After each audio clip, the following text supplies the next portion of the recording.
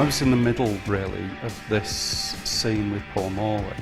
We were working for the NME and we were sending pictures and copy back to London every week, telling them what was going on, and Paul was making half of it up. When I would say, you know, Joy Division are just this incredible group, they're one of the greatest groups of all time, they're going to be as good as the Velvets, as good as Iggy. It would be a slight pat on the head and go off and polish your clogs kind of thing and go back down the mine. There was still an element of that. Because we were based in Manchester, we were able to make people in London quite excited about what was happening in Manchester. And I'm sure there were similar scenes in other cities in the country, but they didn't have people who were, you know, doing what Paul and I did.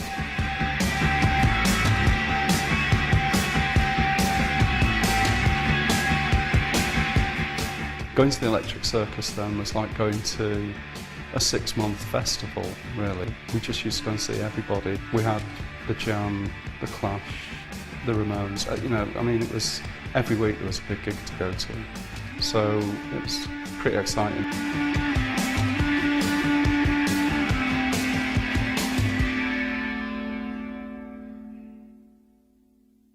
First time I saw Joy Division, they were supporting Buzzcocks at the Electric Circus. They were, at the time, they were called Stiff Kittens, and on the night, everybody thought it was a bit of a rubbish name, and Ian announced that they were Warsaw on the night. So they changed it about half a minute before they went on stage, by all accounts. And they weren't very good, really.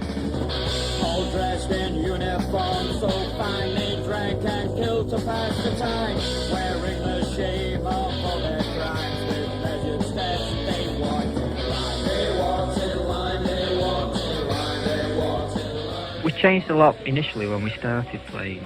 We couldn't really play, to be honest. Well, we've all got to learn. Yeah, it was very loose and just a bit of a fun thing, you know, we're in a group, we're playing, you know, and it was about August 1977, I think, when we really started getting our own particular way. It was Warsaw, they were almost on the verge of giving up, really. No one liked them, they were, you know, pretty ordinary. They weren't getting what they wanted, they weren't getting the attention they wanted, and they kind of felt on the outside of everything. And the first time I really felt that I saw the group we think of now as Joy Division was I think it was their third show. It was a kind of talent competition, if you like, you know, the Stiff Chiswick Challenge, where, you know, tons and tons of local groups suddenly knowing that they could be from Manchester and have a chance of a record deal, all did this kind of audition. It was like some kind of weird punk equivalent of the X Factor or something, you know. Of all the bands that night, they were the ones taking it the most seriously. And they were so angry that they might not get on, they were angry that people were holding them up, people like me were holding them up, and they got very, very, really angry. Kevin actually nearly cut short our career in Joy Division because he was in a group with Paul Morley at the famous Stiff Chiswick night where we were spotted by Tony Wilson, and they kind of jumped in front of us when we should have been playing, and that we had a bit of a conflab at the time. I think Ian threatened to hang Paul Morley probably.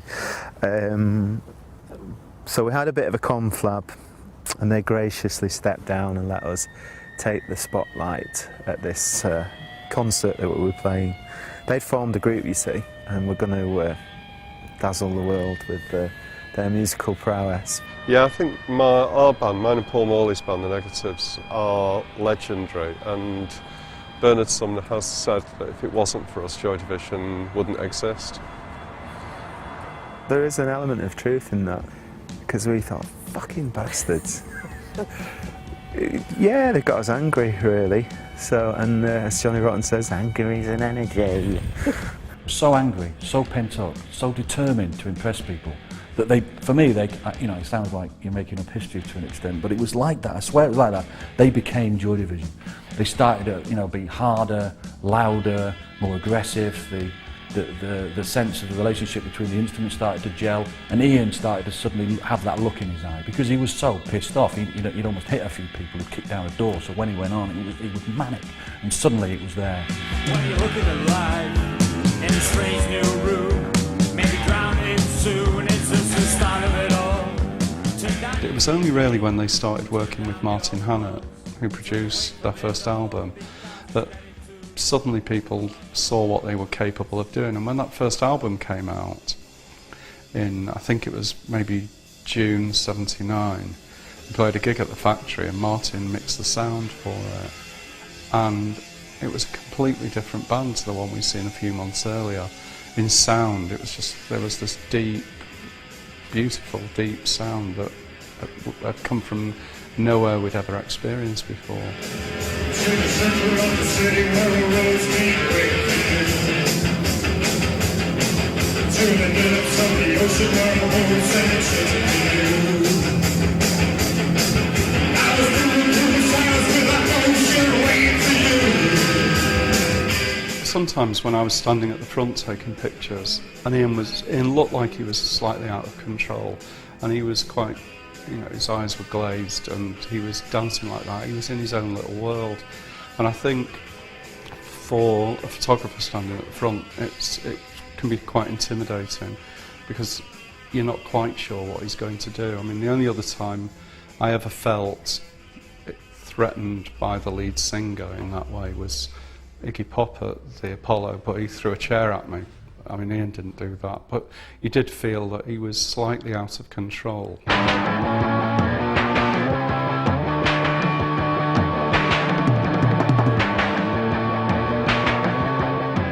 He just turned into a madman, you know.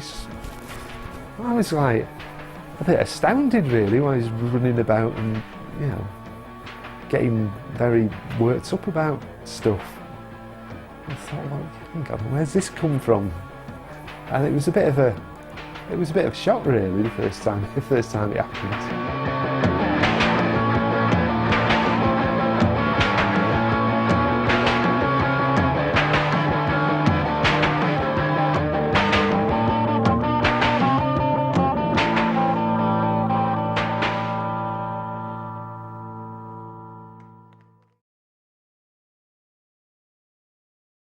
The famous Joy Division pictures of them in the snow in Hume, which became, you know, irrevocably associated with Joy Division in people's minds. I think those pictures of set have been as much part of the Joy Division mythos as any of the music.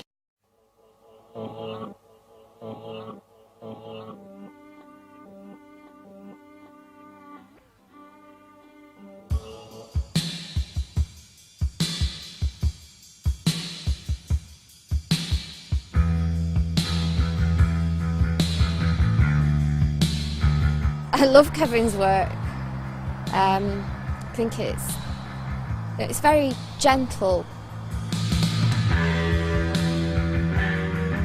I suppose they helped me understand who my dad was and what he did, how he spent his time, you know, what his job was.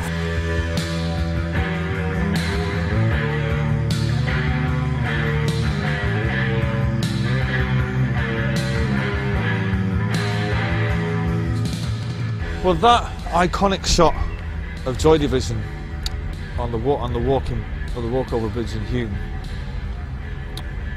is kind of evocative of those times. 1979, the winter discontent, all that, you know, the overcoats. It kind of came synonymous. Kind of came like a Manchester image almost.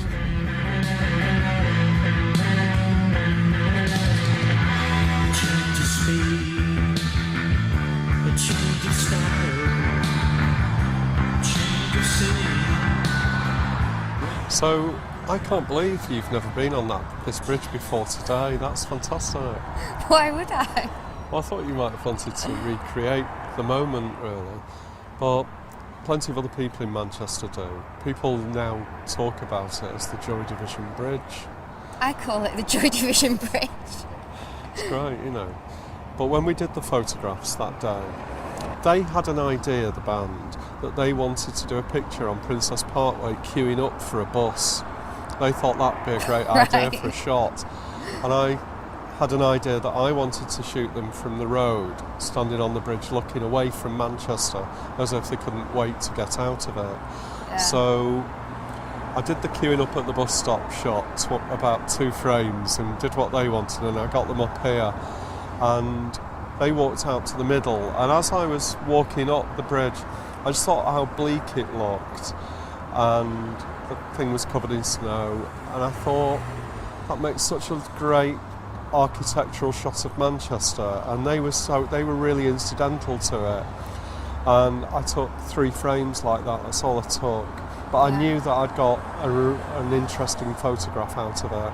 And then I came up here and took some of them with Princess Parkway in the background and so on. But ultimately I thought, yeah, I've definitely got at least one picture now that I can use.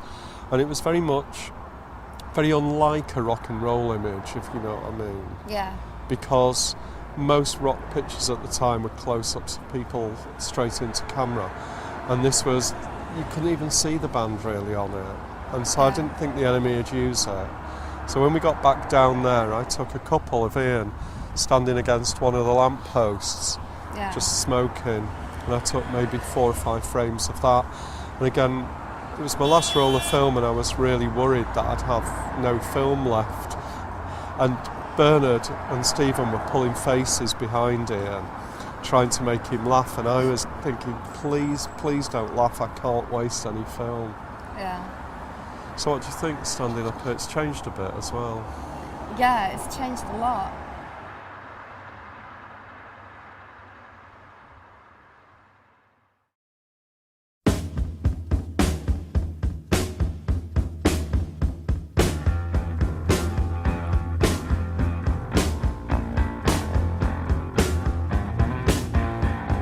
We wanted to portray this image of the serious young men.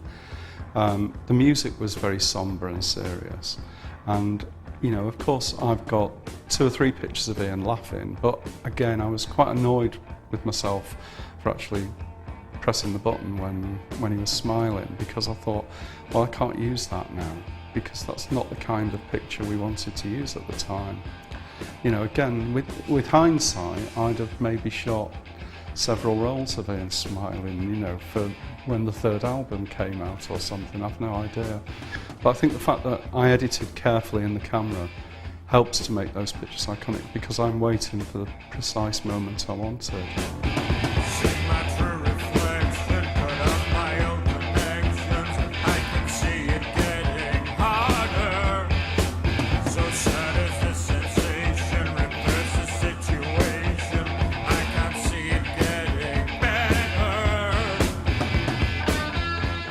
If there was a feeling at the time that maybe it was a bit pretentious, it was a bit adolescent, it was a bit, you know, over the top and melodramatic, the fact that he actually then killed himself, you know, confirmed the absolute reality of his desperate situation. Don't walk away in silence. Don't walk away.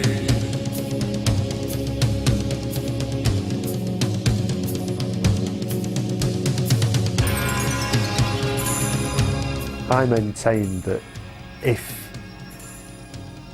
he'd come to us and said, you know, I've got a lot of problems, can you just like knock the band on the head for a few months while I sort myself out? You like to think that you said, of course Ian, yeah, of course, yeah. But you wouldn't, we were kids, we just said, hey, what's some of your soft get? Pull yourself together, you know, because that's what you like.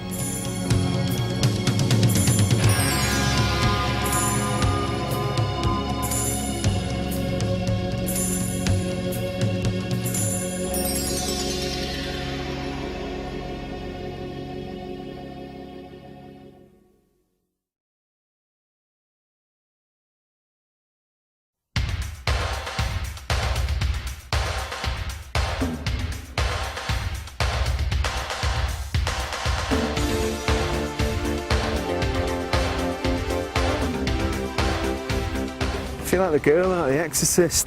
Right, step back. Spin your head round completely. Just step back about a foot. Right. Look that way. Yeah. I was working with Bernard Sumner a few weeks ago for a German mag, and we were laughing about it and saying, I took his first photograph 32 years ago. So there's mutual trust and I think mutual admiration.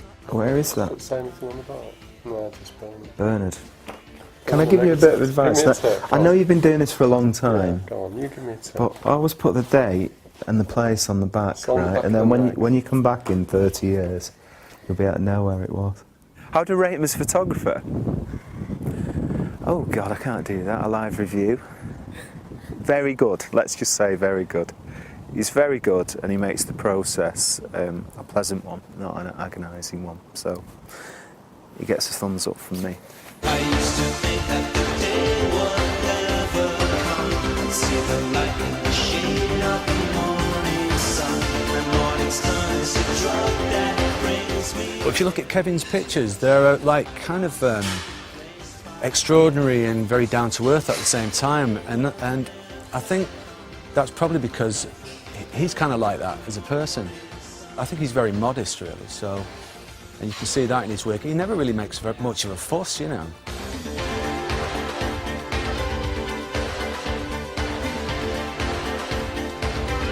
I'm going to end up insulting the musicians, but you know, without these photographs, it just wouldn't have the same impact. I do think all these rock stars were very lucky to have Kevin as a photographer.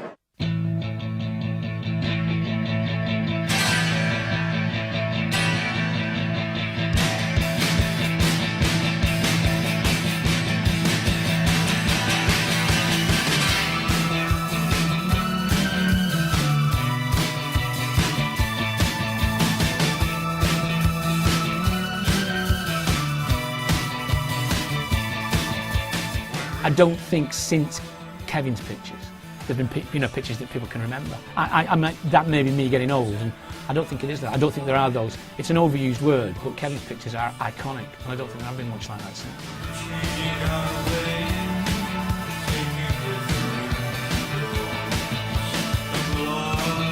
I'm quite honoured that those pictures set the agenda for the way people view the band, because you know, when I was taking photographs of Joy Division, I wasn't taking them thinking that 25, 30 years on we'd still be talking about them. I was taking them for the NME for the following week, and sometimes I was photographing them for them, you know, for the band. And we were all learning then. I'd just come out of college a year or so earlier, and they were learning how to be a band. There wasn't a set way to stand and look like a band, and I had no preconceptions of how to do that, you know, so I think we were experimenting together.